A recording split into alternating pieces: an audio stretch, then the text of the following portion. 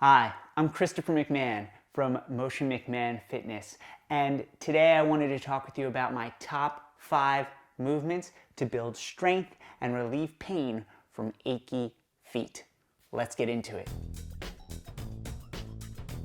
Massaging your feet is a great way to deal with aches and pains that you might be dealing with. Now, if you've never done this before, you want to make sure that you're not massaging the ball of your foot or the heel, because those are solid areas and we want to have a stable base. We don't want to have a loose foundation. But where we can spend time is working on the arches of the feet. What I like to do is gently apply pressure and push away, allowing flow back into that area, but also warming things up. Spreading the toes apart is another good way to bring sensation back to the bottom of your feet, but also to warm them up, get them moving, especially if you haven't done anything like this before. So a good way to start with this is all you're going to do is squeeze the feet and toes in, almost like you're making a fist with your foot. And then from here, all you're gonna do is let it go and spread the feet out as best you can. Spread those toes out as best you can. Now again, everyone's going to be different. I have pretty flexible feet, so spreading them out feels pretty good, but I also, I cramp a little bit on the bottom. And that's okay, just slowly come out of that spread position and see how that feels. So one more time, you're gonna squeeze everything in real tight, squeeze it tight, tight, tight, tight, tight, as much as you can, squeeze, squeeze, squeeze. If you're cramping, back off a little bit, and then spread them out wide, wide, wide, wide, wide, wide, wide, wide. And again, you can practice this sitting, you can practice this standing. It really all depends on how you're feeling. You can play with tempo, close, open, close, open, close, open, close, open. And then you can wiggle your toes out. Wiggle them out. Wiggle them out, wiggle them out. And again, I'm already feeling my feet warming up. Got that good sensation going down there. Having those feet be awake is really helpful before going for a run, before lifting some weight, before going up and down the stairs, first thing in the morning. This is a great drill to do. You can do it while you're laying in bed. Give it a try. Heel raises are a fantastic drill that you can use to strengthen the arch of your foot. Now, we've already worked on building up the range of motion that you have and that you can use, so we want to strengthen that area. So I'm going to face the wall so you can see what's going on with my feet. And you can notice my massive calves. They're kind of chicken legs, but that's okay. We're going to push ourselves up. Again, I'm using the wall for support. We're going to push ourselves up. And what we really want to make sure of is that our weight is shifted over the big toe. We don't want our weight to the outside of the foot. We want to make sure that the weight is shifted over and that the heel is stacked nice and tall. From here, push that weight in even more so you're on those big toes. And from here, you're going to slowly lower yourself back down. If you need to, shake it out, shake the leg out, and again, I'll do it facing this way.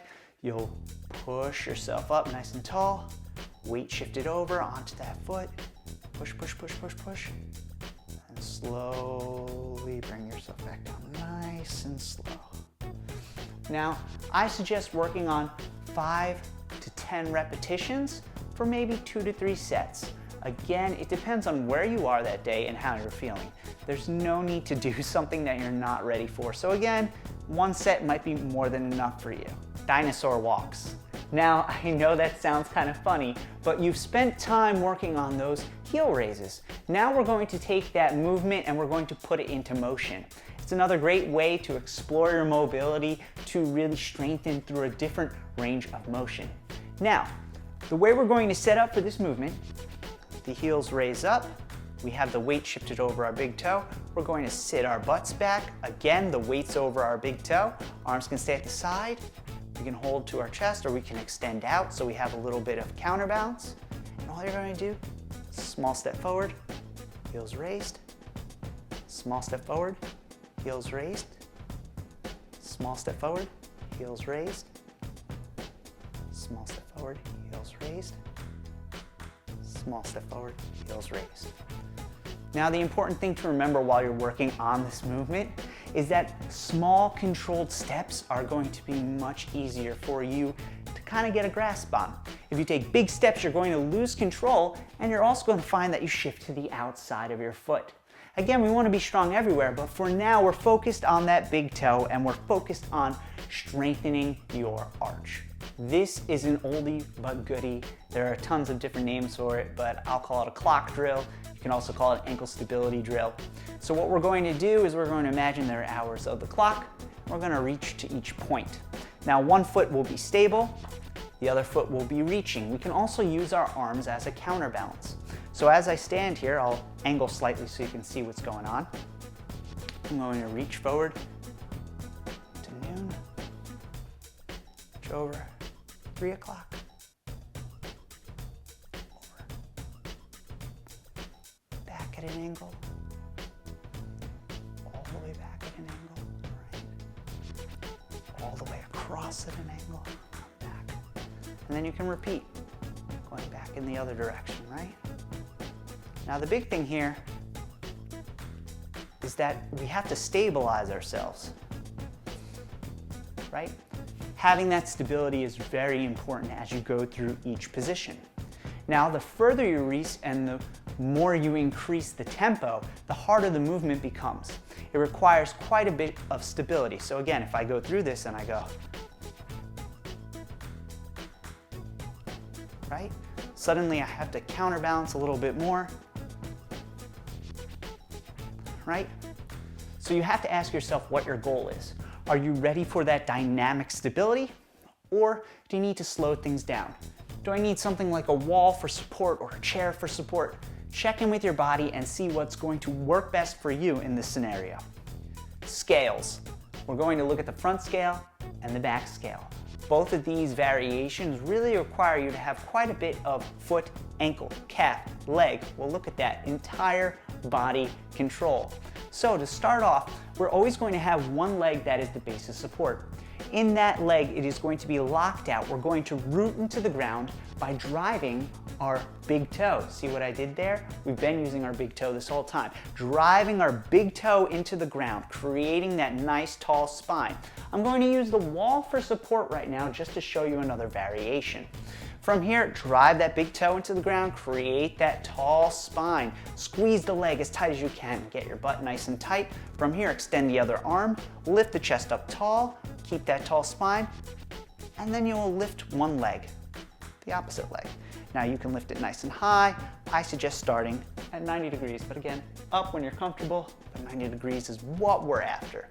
If you feel comfortable without the wall, you don't need the wall, you can work on it. Just hold that position, but the entire time, your big toe is rooted into the ground, really forcing you to stabilize yourself and bring it down. So I'll show you on this side, just so you can see from this angle. I'm driving my big toe into the ground.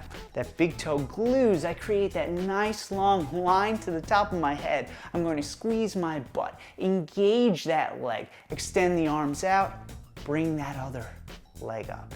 Wherever you are, make sure that we're not arching back, right? We're not leaning forward. We're not bending that bottom leg. We have that leg locked out, tall spine, squeezing that bottom leg, driving the big toe into the ground. If that feels comfortable for you, you can work on extending the leg.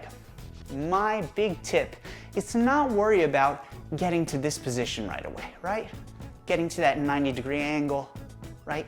We want to be here, but I'd rather see someone work on gluing that big toe into the ground and starting down here, right? Toes glued,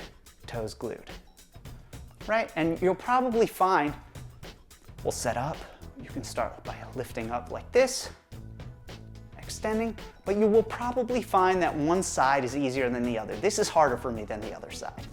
We all have our asymmetries and that's okay. Now the back scale is the same setup, Nothing's going to change except that we're taking that leg that was in front and we are bringing it behind us, right? So, I'm gonna glue that big toe into the ground. Lock it in nice and tight. Squeeze your butt nice and tight. Root that leg down. And from here, I'm going to take that leg, I'm going to extend it back. Those arms are out the entire time. Again, you can use the wall if you need to, a chair, whatever you need for support.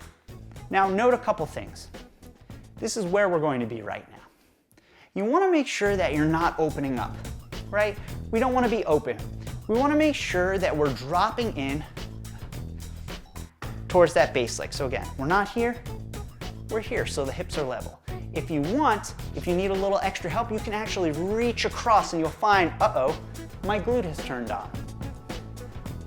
So again, I don't want to be here, I want to be here. If you need a little extra help, reach towards the wall or whatever you're using for support.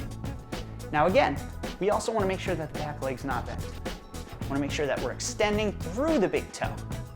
We also want to make sure that we're not flexing the foot. It's great if you're flexing the foot, you're slightly bent. Great, you're doing your single leg deadlift. But right now, we're not working on that. We're working on extending through the leg, rotating it. The more time you spend working on this, the easier it's going to be to shift the weight forward and open up. From there, you can bring yourself back up, and then you'll go on the other side. Glue that big toe down into the ground. Extend the leg back. Keep that leg straight. Extend the leg back. Extend. Again, you can reach across if you need to. Extend, open, open, and then bring yourself back up. Great variations. You'll also find that it is quite exhausting, and it's a great way to build strength through your big toe, your glutes, your hamstrings, your entire body. Now, I recommend not thinking about sets and reps for this one. I would focus on time. Take your time, perform one beautiful attempt, rest, go for another. 5 seconds, 10 seconds, that might be more than enough for now. I highly encourage you to spend time working on that drill.